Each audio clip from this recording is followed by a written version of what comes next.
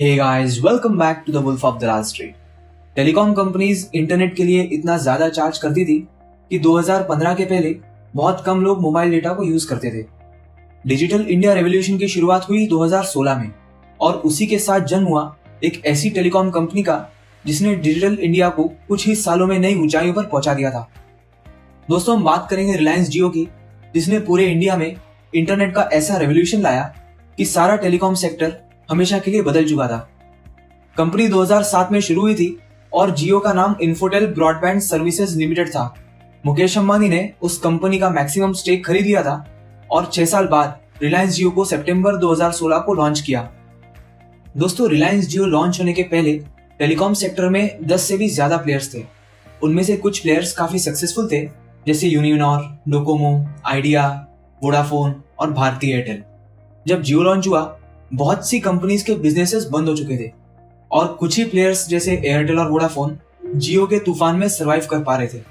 Telecom sector के दिग्गज players को जियो ने कड़ी टक्कर दी और उनके प्रॉफिटेबिलिटी और सेल्स पर काफी नेगेटिव असर पड़ने लगा।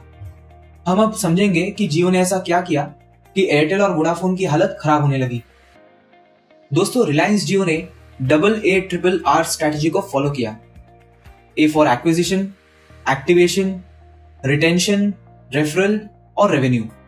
पहली स्ट्रैटेजी है एक्विजिशन।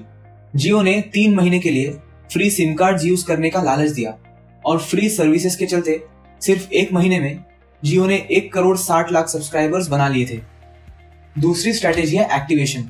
कस्टमर्स को बेस्ट 4G एक्सपीरियंस प्रोवाइड करने के लिए जियो ने अपनी मजबूत फाउंडेशन 2007 में ही बना ली थी, जिसके चलते रिलायंस ने अप्रैल 2017 तक 45,000 टावर्स और बना लिए थे। तीसरी स्ट्रैटेजी है रिटेंशन। जियो ने अपनी फ्री सर्विस और 3 महीने तक एक्सटेंड कर दी थी और पहली ऐसी टेलीकॉम कंपनी बन गई जिसने देश में 6 महीने तक कंटिन्यू फ्री सर्विस दी। इस स्ट्रैटेजी के चलते जियो ने 30 करोड़ यूजर्स गेन कर लिए थे। दोस्तों, इतने यूजर्स को गेन करने के लिए भारती एयरटेल को 19 साल का समय लगा था, जबकि जियो ने सिर्फ 2 सालों में ही इतने यूजर्स गेन कर लिए थे। चौथी स्ट्रैटेजी है रेफरल। जियो की फ्री सर्विस और उसके बेस्ट यूजर एक्सपीरियंस की वजह से जियो का ब्रांड बहुत तेजी से फेमस होने लगा। अब कस्टमर्स भी एक दूसरे को जियो का सिम कार्ड रिकमेंड करने लगे थे, जिसकी वजह से जियो की मार्केटिंग फ्री में होने लगी। और पांचवी और आखिरी स्ट्रैटेजी है रेवेन्यू। दोस्तों, क्या आपको याद है हम 200-300 रुपए खर्च किया करते थे 1 GB और 2 GB इंटरनेट के लिए, और कॉलिंग के चार्जेस अलग से देने पड़ते थे। जियो ने अपनी सर्विसेज 80% डिस्काउंट में देना शुरू कर दिया, जिससे बाकी टेलीकॉम प्रोवाइडर्स को अपने सर्विसेज भी डिस्काउंट में निकालनी पड़ी।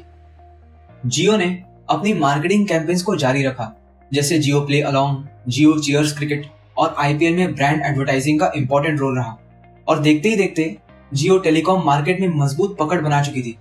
टेलीकॉम इंडस्ट्री का 35% मार्केट शेयर अब जियो के पास है।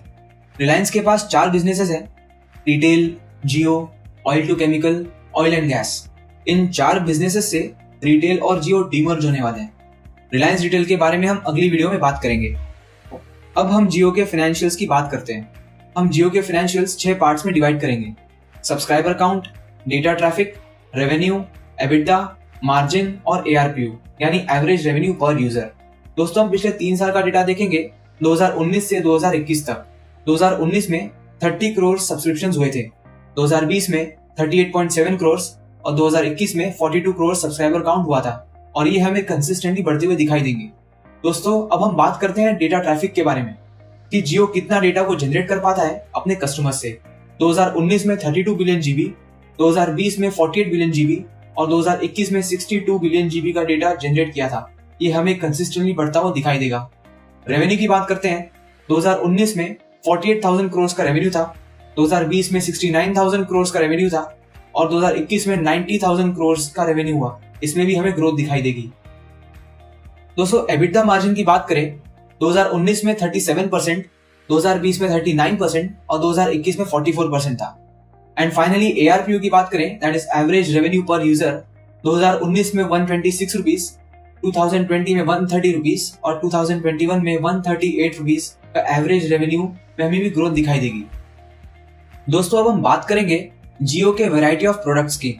जियो के अलग अलग प्लेटफॉर्म्स और प्रोडक्ट्स भी हैं जो रेवेन्यू में कंट्रीब्यूट करते हैं, जैसे जियो मीट, जियो हैप्टिक, जियो POS लाइट, जियो गेम्स, जियो UPI जैसे डिजिटल सर्विसेज से भी रेवेन्यू जनरेट करता है। अब एडटेक प्लेटफॉर्म्स में भी जियो ने एंट्री ले ली है। एम्बाइब एक ऐसा रेवोल्यूशनरी प्रोडक्ट है जो दूसरे एडटेक प्लेटफॉर्म्स को कड़ी टक्कर दे सकता है, जैसे बायजूस, टॉपर लर्निंग और वेदांतो। हम सबने जियो फोन के बारे में तो सुना ही होगा। जियो फोन्स भी इंडिया में काफी पॉपुलर है, जो affordable 4G 5G phones manufacture करती है। जियो फोन्स की कॉस्ट 4,500 से 20,000 तक होती है, जिससे हर इंडियन इंटरनेट की एक्सेस और एंट्री लेवल स्मार्टफोन का एक्सपीरियंस ले सकता है। अब तक जियो ने 100 मिलियन यानी 10 करोड़ जियो फोन्स की सेल्स भी कर दी है। अब रिलायंस इंडस्ट्रीज बहुत जल्द जियो का IPO लाने वाली है। अब दोस्तों, सवाल ये नहीं है कि हमें IPO में अप्लाई करना चाहिए या नहीं। सवाल ये है कि हमें जियो के शेयर्स IPO प्राइस पर मिलेंगे या फिर नहीं। क्योंकि दोस्तों, बात सिंपल है, जियो दुनिया की सबसे बड़ी कंपनीज में से एक रिलायंस इंडस्ट्रीज की सब्सिडरी है, और सब्सिडरी होने के साथ साथ जियो अपने सेक्टर की लीडर भी है। जियो सिर्फ एक प्रॉफिटेबल और सक्सेसफुल कंपनी ही नहीं, बल्कि डिजिटल इंडिया रेवोल्यूशन का दूसरा नाम है। उम्मीद है आपको ये वीडियो पसंद आया होगा। अगर पसंद आया तो लाइक करो, नहीं पसंद आया तो डिसलाइक करो। तब तक के लिए बाय बाय।